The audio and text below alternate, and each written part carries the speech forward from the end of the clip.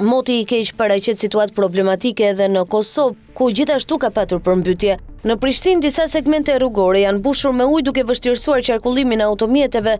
Në njoftimin e komunës së Prishtinës thuhet se mund të shfaqen probleme të kanalizimeve, grumbullimit të ujit në zonat urbane dhe nën kalime. Sipas Institutit Hidrometeorologjik të Kosovës, gjatë 24 orëve të fundit në kryeqytet janë regjistruar mbi 25 mm reshje shiu, ndërsa pritet që reshjet të vazhdojnë edhe në ditët në vijim me intensitet të ndryshueshëm. Ujësjellësi rajonal ka njoftuar se për shkak të reshjeve dhe nivelit të lartë të turbullirave në kanalin Ibër-Lepenc do të ndërpritet furnizimi me ujë në Fushë Kosovë, Drenas Obiliq dhe një pjesë të lagjes Kalabria në Prishtinë. Shirat kanë përmbytur edhe zona në Prizren e Rahovec.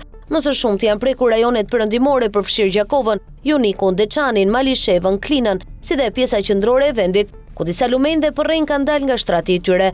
Aktualisht, lumenjtë kryesor të vendit përfshirë Ibri, Sitnica, Lepenci dhe Morava e Binçës kanë rritje të lehtë të nivelit të ujit. Instituti Kombëtar i Shëndetësisë Publike ka dalë me një njoftim për qytetarët, duke i këshilluar për kujdes të shtuar për sigurinë dhe shëndetin.